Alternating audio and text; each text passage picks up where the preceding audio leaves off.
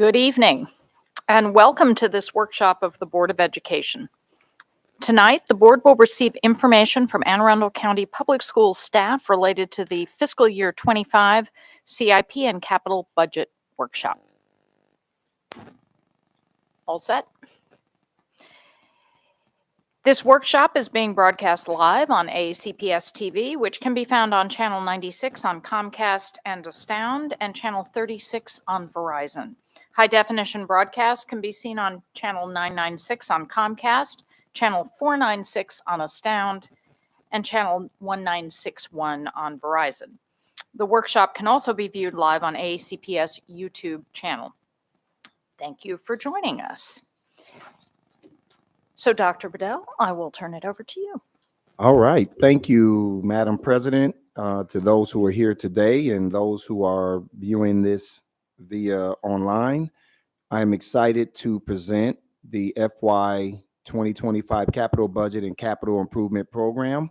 This is a workshop where no action from the board will be required at this time. To take us through this presentation, we will have Bill Heiser and Kyle Roof, and I will pass it over to staff.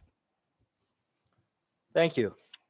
Good evening, President Tobin, Vice President Silkworth, and members of the Board of Education. For the record, I am Bill Heiser, Chief Operating Officer, and I'm joined tonight by my colleague, Kyle Roof, Director of Facilities.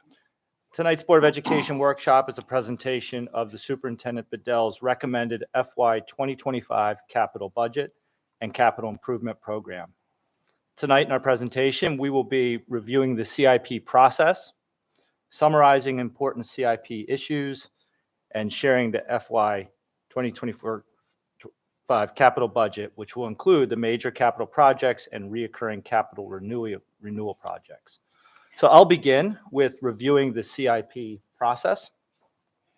As you'll see on the screen, this slide presented shows an overview of the CIP development and approval cycle.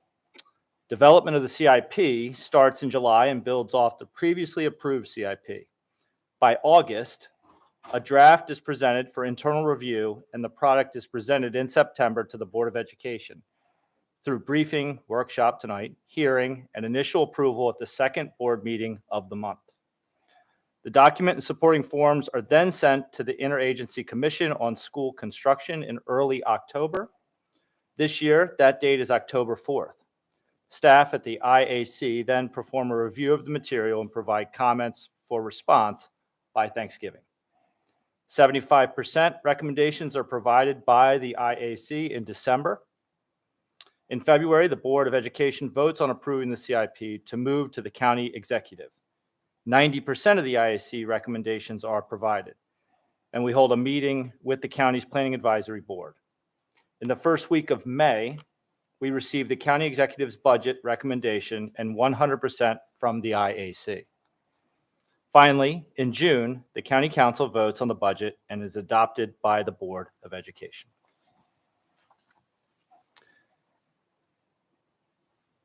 There are various state funding milestones are required for project approval. Feasibility studies are required for most renovations and replacement projects. This is essential, a local validation of the project and a scope of work document. This document is reviewed by the state, but funding is not approved at this level. Local planning, or LP, approval usually is provided after the state receives the design development documents. This represents 60% design. Local planning is a way for the IAC to say they support the project without guaranteeing funding in a fiscal year. The final step is construction funding approval. Construction funding approval can occur in the same fiscal year as LP or in separate years, depending on funding availability and our strategy to maximize our state funding requests. The level of funding is driven by calculations based on age, condition, programs, and capacity. On average, we receive about 25% state funding support on traditional large IAC capital projects and 50% on systemic projects. These participation percentages has increased over the prior two fiscal years due to the availability of Built to Learn funding provided through the Maryland Stadium Authority and adjustments in the IAC funding to allow additional eligible expenses. Sustainable facilities funding is always an issue at both the state and local levels. To maintain our facilities at the current state, we need funding between $279 and $319 million annually to pay for capital renewal and operating expenses. This recommendation was presented in the CMP that was approved by the board on September the 6th. These figures are based on recommendations from the Association of Physical Plant Administrators and represent an annual funding level equal to 3.5 to 4% of our current portfolio replacement value. FY24 was one of the first years we reached the recommended funding level. This largely attributable to non-traditional and expiring revenue stream, including COVID relief funding, ESSER, and Built to Learn funding, BTL. On the screen, you can see IAC CIP funding levels over the past 10 fiscal years. Historically, we receive between 30 and 45 million in state CIP funding. This is the largest contributing factor. It's the size of the district. We represent between 9 and 10% of the overall state student enrollment. Annually, state funding received is noted with purple bars. Last year was an anomaly, and we received over 50 million in CIP funding. This was primarily due to additional funding being allocated to school construction in April/May timeframe. With that being said, we continue to see a decline in the percent available CIP funding that AACPS receives. Even though we are one of the fastest growing counties and represent approximately 10% of the overall student enrollment, the percentage of total funding has decreased from a high of 12% in 2017 to around 8% in 2024.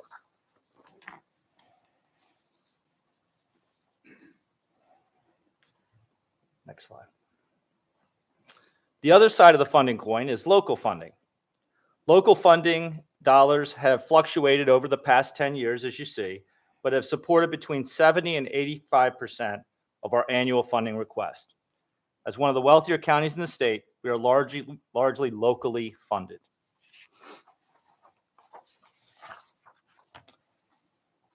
One of the largest issues we face from a funding standpoint is inflation and escalation of prices.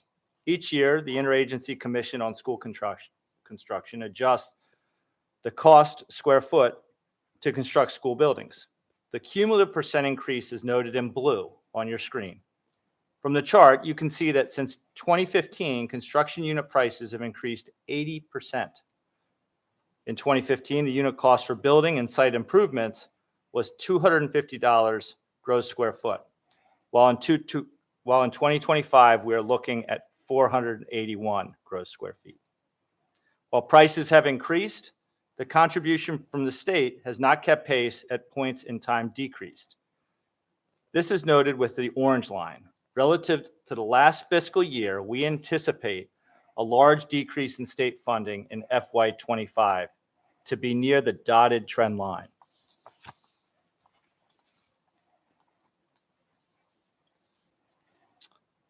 Some of the major issues we face and variables include overall funding, revenue and sources, increasing regulatory environment.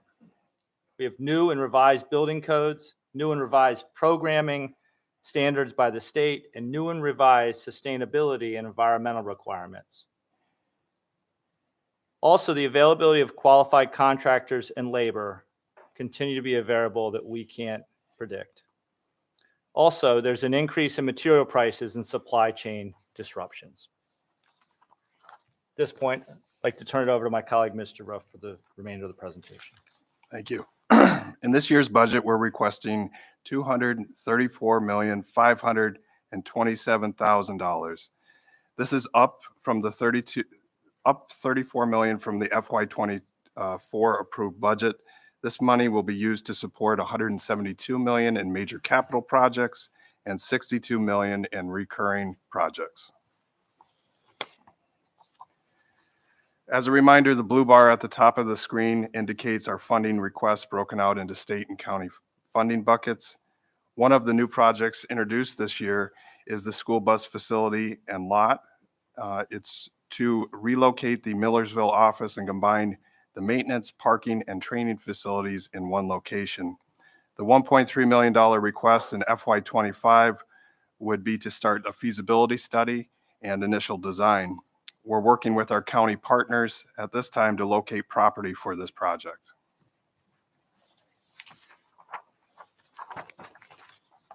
Our $4 million request in funding for classroom addition at Park Elementary School and for county funding for a future addition project.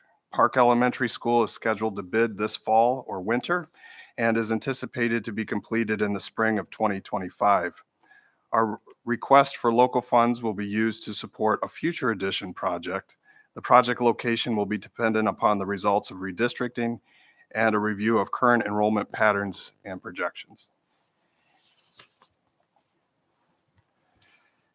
CAT North, the project is currently finalizing design and is anticipated to break ground early next calendar year in 2024.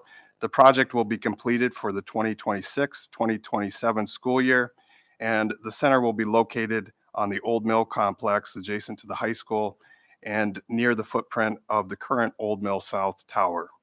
Our request is for $52 million, and that is split between state and local funding sources. Old Mill High School will use the same prototype design as Old Mill West High School and Crofton High School. The school will be located on the Old Mill Complex site near where the current baseball and softball fields are. Our request is for $69.8 million, and that is split between local and state funds. Schematic design for this project is scheduled to be presented to the Board of Education in November of this year. Pending funding approval, the school would be occupied for the 28-29 school year. Old Mill North will use the same prototype design as Old Mill South. The school will be located on the current Cat North site. Our request is for $45.1 million in local funds. Schematic design is again to be presented to the Board of Education in November of this year. Pending funding approval, the school would be occupied in the 27-28 school year.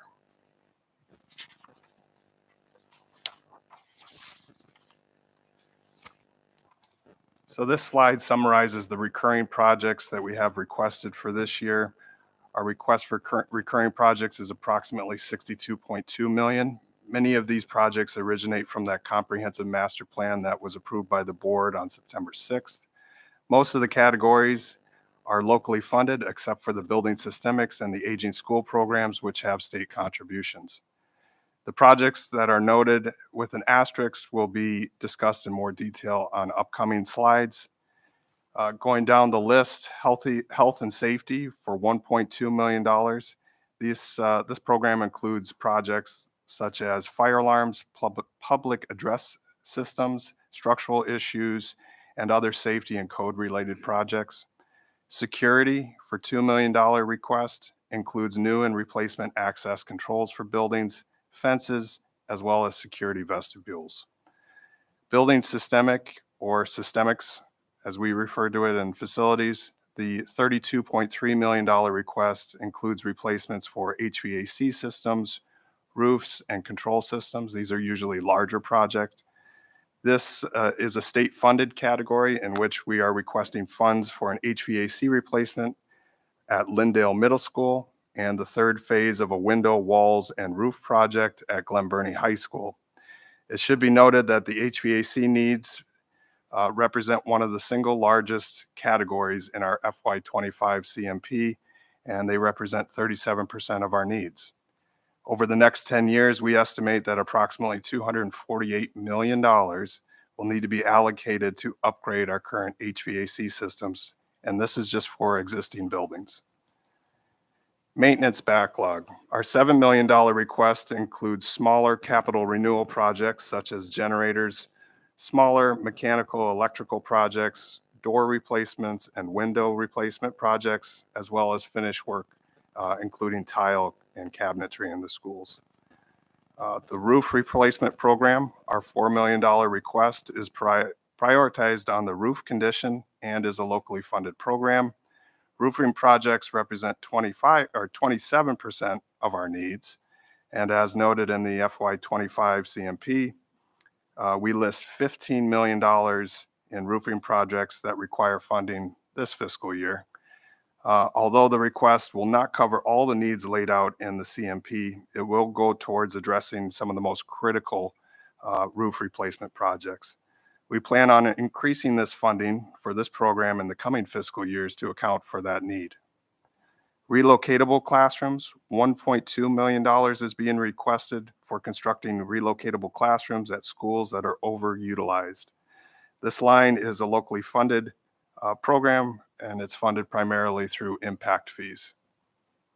Asbestos removal, our $600,000 request includes removal of asbestos floor tiles, insulation, soffit panels, and doors. Approximately 50% of our schools still contain some form of asbestos in building materials, and we are removing those on an annual basis. Barrier-free. The $350,000 request is for ADA modifications on recommendations from our ADA committee. Projects can range from bathroom modifications, curb cuts and sidewalks, grab bars, playgrounds, and locker modifications.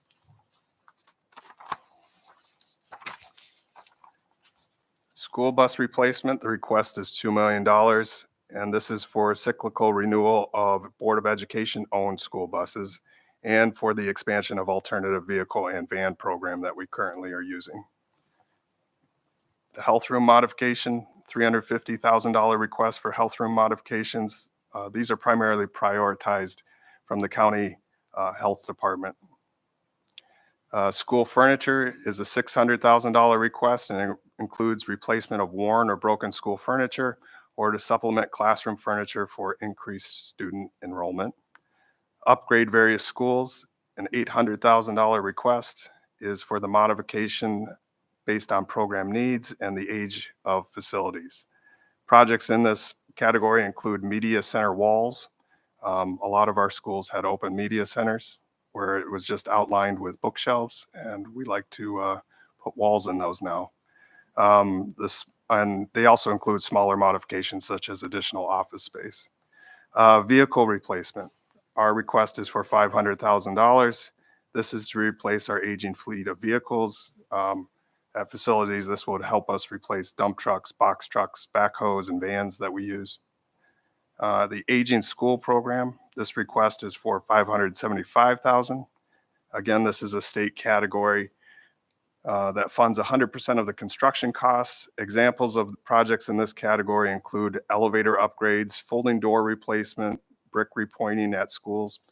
This program, along with the school safety grant fund and school security upgrades, was set to expire last year, or set to expire through legislation in June of 2026. Fortunately, House Bill 1290 was passed last year that extended the program indefinitely. With increasing funding pressure, we need all the available revenue sources that we can have, and we want to make sure that that form of legislation doesn't appear before us again to make sure this funding stream is still around. Playground equipment, the priority list is for $400,000, and it was developed based off the age of the equipment out in the playgrounds, the number of structures, and the school needs. Depending on funding availability, we are looking at Brooklyn Park Elementary School, Van Bachlen Elementary School, and Bodkin Elementary as the next playground replacement projects. Athletic stadiums, our request is for $3.5 million. This money will be used for bleachers and track and turf renewals. The average life of a turf field is around 10 years, and the cost to replace a field is roughly $800,000. Following completion of Southern High School's second turf and Old Mill West High School, the school system will have to renew 2 fields at each of our high schools, and we anticipate this project line increasing over the next couple years. Driveways and parking lots, the $1.5 million request will be used for expanding parking lots, driveways, making safety improvements, and capital renewal for paved surfaces. The Sustainable Initiatives Program will be a new reoccurring program to improve energy efficiency within the school system. The program will enable AACPS to use available funds to improve lighting and building automation controls.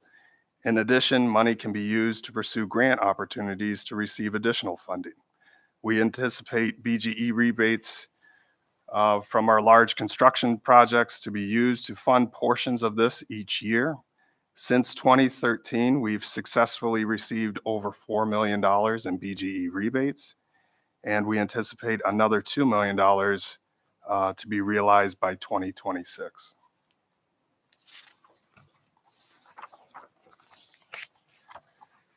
The BOE project and program planning is a reoccurring program to help establish funding sources for future long-range planning and project-specific studies.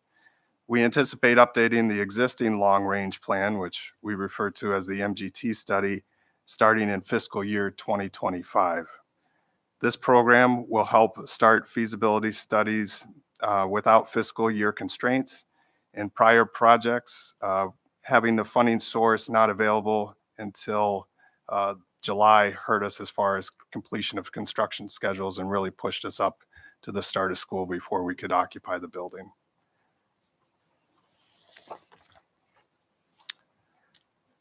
And with that, we will take any questions. Okay, thank you very much, gentlemen. I will, as is our typical process here, I will go around in roll call order, and perhaps if members have a couple of questions that they want to ask, we can go through one round, and then if there are additional questions, we can return. So tonight, Ms. Ellis, you're on deck first. Thank you. I count 4 questions in my mind right now. So do you want me to just do 2? Okay. I'll dig into, so I alluded to this at the last meeting when we were presented with the proposed budget. And my question is, yes, we have 2 middle schools coming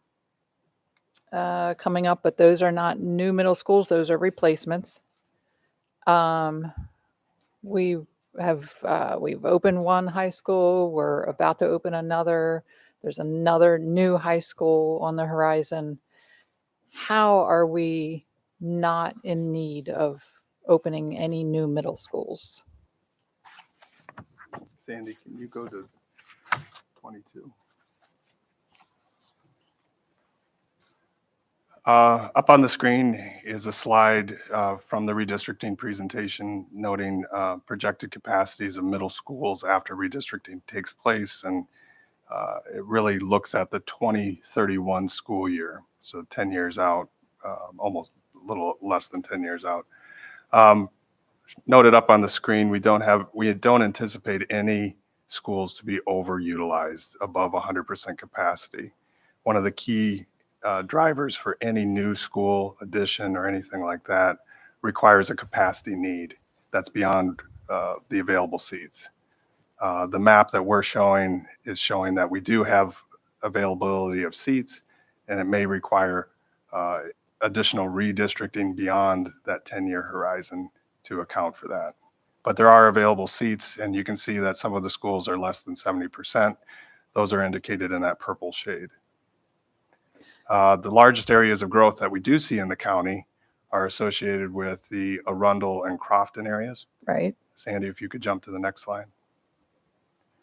But overall, enrollment patterns for the middle schools are fairly stable. You see a dip in the next 2 fiscal years. That bar in the middle is the backward pass. So years to the left of the bar are prior years, and then the future years are to the right. But we see a steady increase in enrollment, and that's mainly in that Crofton Arundel area. And that's where we're going to have to look at in that phase 2 of redistricting, what that looks like. There are available seats, and we just have to see how we can best utilize those. There are available seats elsewhere, is what you're saying. But correct me if I'm wrong, the redistricting plan, if it's done the way recommended, there won't be any high schools over capacity either, will there? No, there is not projected to be any. So how high are we going to schools. justify building a? If you looked at the prior fiscal year in 24, how we did the structuring of that out year budget, we did have both of those schools. And each year, as we look at future projections, we end up moving them out further. So depending on the outcome of redistricting, it's probably likely that those 2 schools would be pushed out again. if there's no need for them, we wouldn't. The West build. County High School? Yeah. Okay. So, all right. MGT study is really going to give us guidance for 27, FY27 and beyond. And we want to make sure that we have our priorities set for those years by getting a very complete study. And that's going to be our focus over the next year and a half. So would it be possible after that study that there's actually going to be a demonstrated need for a middle school before the high school? It's possible, but the trends are not dictating that there is a need for either one at this Okay. time in the next 10 years. Because Arundel Middle, Mhm. busting at the seams. We're talking about expanding it again. There's room at Arundel High School, right? But we're talking about now moving kids out of Arundel Middle because there's not room at the middle school, but there is at the high school. So is that potentially going to be a recommendation to move kids out of the Arundel district for middle school and then back in for high school? We haven't gone into the details of phase 2 redistricting, but certainly, like we've said before, everything's on the table as far as what we'll be looking at. All right, I'll stop there. Thank you. All right. Ms. Schulhan. Thank you, as always, for the very informative presentation. I have a question about the bus feasibility, the bus lot kind of. Mhm. Firstly, I think I've stated this before. I'm delighted that we're thinking about doing this. This was something that was brought up in a previous audit and the prismatic audit, and so it's great to see this here. You said that you don't have any spaces sort of nailed down yet, but do you have any sort of list from the county as to where we might start looking at space? We've recently had conversations with them. This has been ongoing for the past year and a half or so. Our ideal locations would be somewhere between I-97, Route 100, and 32. Somewhere along that would allow us access to major highways, which would allow us a great deal more mobility. We've looked at 4 potential sites. Unfortunately, the owners of those sites were not willing to be sellers. So we're still in the process of looking. Okay. We are likely in the need for between 10 and 15 acres. Wow. Okay, just taking some notes. If you And know then- anyone. Yikes. So I have a follow-up to that, and I'll do my second question. So where the transportation folks are at the moment, that may or may not be a sustainable place ongoing because the building is not in the best shape. What's the acreage of that plot? I don't have that offhand. I'd have to I look just that up. wonder, if it's already ours, and if we can move staff out of there to a better place. Like, I wonder if that might be. Anyway, I'm sure y'all have thought about that. Mhm. I just thought I'd put it into the universe. All right. Sustainability initiatives. Awesome. I think, gosh, it's probably been about 6 months now. We're doing an audit. Can you just remind me? I know it's not part of this specific capital improvement. Obviously, I'm on board for asking any amount of money for sustainability because we know it'll pay dividends in the future and help the planet, which is important. But when are we learning the results of the audit? Was that this fall sometime? Yeah, the decarbonization grant is a grant that we got to review our design standards for new and replacement buildings as well as renovation projects. We anticipate having that done by the end of this calendar year. Perfect. And so we'll obviously get something on our board schedule for like a presentation of the findings at some point, and Yeah, maybe we the can- spring. We can certainly do that. Awesome. That'd be great if we can do that. Thank you. Thank you, Ms. Dent. So 2 questions, actually. The first one is North County. We talked about North County looking at the possibility of a feasibility study last year. Too late to get it into the budget. So I kind of expected something from the access routes in and around North County. I don't know if that just kind of fell off or if it's somewhere wrapped inside of. Feasibility study was completed. Okay, all right. Yep. I did not have that, so good. That's good to know. So whenever you get ready, let me know. Because I know it's going to come Yeah. back up, right? And I want to have the right Sure. answer. I don't want to have a town hall to have this conversation. I'm sure we could provide you a copy of the feasibility Hey, study. a call is good for me, Yeah, but no again, problem. like I said, I just want to put that out there. Then Yep. my real question was, so thank you, Dr. Heiser. I know that you intend to put this HVAC in there thinking I would go away, but the answer is no. So $248 million sounds like a lot for a 10-year program. I get that. But is there any conversation around making the HVAC a separate line item and priority in our list of priorities? And the reason I say that is because HVAC is just such a high Mhm. investment, right? And it's a high need. But it's just not just the air conditioning, it's the heating and the air conditioning. So we need it all year round. So I'm just wondering if there's any conversation to think about putting that in as its own line item. So over the past 5 years, we have used the building systemics line, which is a state category that they participate in. We've been using that very successfully to do large scale HVAC projects. So Annapolis Middle School, $30 million was spent on that HVAC system. Bates Middle School is currently in process. Lindale and North County High School, we're all done through those programs. And we'll continue to use that program itself to fund it. In addition to that, we've had quite a bit of success using ESSER funds for HVAC projects. I think Jeff and his group have replaced somewhere between 12 and 15 chillers, which would help with our HVAC projects. One of the biggest hurdles that we have is looking back. 1999 was a big year for AACPS facilities. We got about $100 million to replace some of these items that are now aged out. And now we're hitting that bubble. So the roofs, the HVACs, that's where they come into play, where they're making up over 55% of our needs list right now. And that's really what we got to target in the next couple of years. So we'll aggressively go after available funds. Healthy school funds is another category that the state contributes. And I think at the next meeting, Wednesday, we're going to have a supplemental budget for your approval where we got additional money for a roofing project at Central Middle. All right, thank you. So we're aggressively searching for money.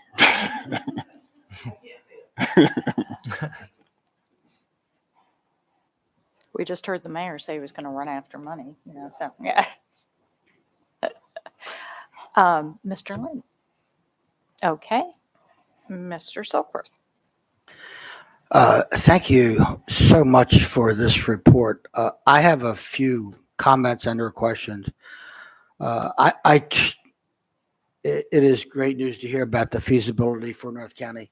I have to tell you that I have in my mind, of course, I've been to Glen Burnie High School, and I have to say that in terms of what's been done there, window replacement and so forth, that our maintenance and custodians and everyone, they've done just a great job in terms of having things in great shape. However, having said that, I still wonder about Glen Burnie High School and the need for something to be done for the Gophers.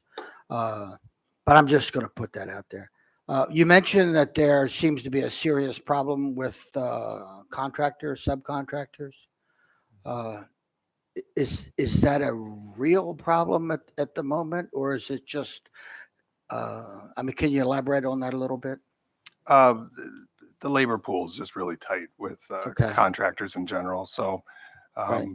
what we see is some contractors having people shift from one vendor to the next vendor, and being able to staff up is sometimes an issue. Right. And you mentioned that 50% of our schools still have some concerns with asbestos. They have asbestos building materials. It's not Right. necessarily a concern. Okay. I wanted to clarify that. Yeah. I wanted to clarify that because if that had been the case, I would think that $600,000 would not have been enough. No, we're steadily chipping away at that on an annualized Great. basis. Yep. Great. I may have one or two that. Thank you. Ms. Frank? Yes, thank you. I too have interest in some of the HVAC renovations and updates that we're doing. When you are listing out Lindale and I believe it was Glen Burnie and a couple of the others, what parameters are you looking at specifically to determine whether or not an HVAC system needs to be replaced and they make it on this list? It's really age and condition. So we look at work orders that we've received over the years, the amount of money that we've had to put into those machines to get them up and running, and the number of issues that we receive on an annualized basis. So just in general, we receive around 37,000 work orders through my office on an annual basis. A large portion of those are HVAC related work orders. And those can be from, preventive maintenance work orders all the way to reactive maintenance work orders. Okay, yeah, I think I sent a few your guys' way the last couple of weeks too, so I appreciate the follow-up on that. You're welcome. So I guess my concern here is, some of our buildings don't seem to be holding up, and some of the buildings that I've personally been trying to work with haven't made it onto this list. So like I did some research and I found in the Maryland Code of Regulations 14.39.07.07 that we are required to keep a system able of maintaining a temperature between 68 and 75 degrees. And I'm concerned that some of the buildings that seem to have some problems aren't on this list. Are we able to keep our temperatures at 68 and 75 degrees in the other schools additional besides the ones that we're focusing on at this time? Our building set points are slightly different than those listed that you just listed. So our summer set point is 78 degrees in some buildings, and it goes down to 76 for early education. Our buildings never go above 85 degrees unless there's a system malfunction, and that's when we start looking at repairs. So you look at 78 to 85 degrees. Is it acceptable for an HVAC system before you would replace To replace, or to repair? to repair, if we get a work order in, we'll go out and repair it. If there's an issue with the machine, we're going to go out there and take a look at it. In a general sense, are the schools not on this list able to maintain a temperature of 68 to 75 or no? 68 to 75, they're able to maintain our set points. Thank you. Thank you. So I just have a couple of quick questions. So with regard to the MGT study upcoming, is it our plan to include middle schools in that study? Because it's my understanding they were not previously part of. The MGT study, or MGT is a vendor, but whatever the study is Right. called in the future, it will look at our whole portfolio of all 130 buildings that we occupy, including non-instructional buildings. Okay. So, and to follow up on, I think what Ms. Ellis was getting at, it remains perplexing to me how our enrollment is sort of off, if I'm following with regard to middle school versus high school. In other words, something's not tracking. And I'm just trying to get at what that is. I mean, are we seeing disproportionate enrollment at the middle school level relative to high schools? Because, intuitively, one would expect one to follow the other, right? You build a new high school, that suggests that you've got a pipeline, which means a new middle school. And so I don't know if it has to do with how middle schools are allocated to their various feeders, if that's the difference. But I guess I'm still not following why we can build all these new high schools and not have to build why we don't have the seats available in high school and therefore have to build new high schools, and yet we do have seats available in the middle school. So is there just I think it's a combination of things, right? Some of the middle schools that we do have are fairly large. Right. If you look at individual ones, they can range from 1,200 all the way up to 1,400 Yeah. students. And you think about Crofton High School, right? It had 4 grades in it. And it was originally opened for 1696. 200 difference between high school and an elementary school. 2 of our middle schools were former high schools, Glendale, Brooklyn Park. Right. And I think the other thing to look at is the high school bump that we receive in 9th grade. We usually see some private, some homeschools, students joining us in high school in the 9th and 10th grades. So if I'm following you, the capacities don't necessarily match, Mhm. is what you're saying. And then we have an infusion of students at 9th grade. Okay, so that helps me kind of understand where the connection doesn't quite track. Yep. All right, thank you. So Ms. Ellis, did you have additional questions? Yeah, a couple more. Thank you. So when redistricting is done after phase 2, presumably we will have well-balanced schools and nobody will be over capacity. So does that mean the relocatable classrooms line item is going to basically disappear? And what do we do with those? Is there any money to be? So, so a lot to unpack with that question. So I don't think the relocatable classroom will go away. We'll always want to maintain a fund balance to anticipate West County Elementary School type of scenarios, right? Where we have 16 portables at an elementary school. Population booms and busts can happen, and we need to be able to be agile enough to anticipate those. But at the same time, we have no plans to move a portable, even if the school is under capacity. We only move a portable if there's a need to move it somewhere else, because it costs around $250,000 to move one of those single unit portables, Yeah. right? The infrastructure is in place. It's easily left there until it's needed somewhere else. And that's kind of our plan. Okay. You mentioned a turf field costs about 800,000, I think you said, to Mhm. replace. And I'm not sure who the right person is to ask, because I don't think you'll be an expert on the health and safety of turf. But the reason we have these turf fields, I assume, is because they're easier to maintain. Is that why we have them? There's a number of reasons you would choose turf fields over natural. One of them is the playability. You get the number of hours that you can get out of a turf field, and it is far larger than a natural one. Think about rain events and other issues that you could have. You can easily get on that field a lot quicker. Rex and Parks uses our fields quite a bit, and that partnership has really helped us get more use out of our fields. There's I'm not going to speak in depth about the safety component, but there definitely is a safety component to using these fields. It's supposed to be less wear and tear on athletes, but there's certain studies that differ on that. What's supposed to be less wear and tear on athletes? Concussion related is a lot of it associated. Which one are you saying is considered less wear and tear? It really depends on the study that you're looking at. Okay.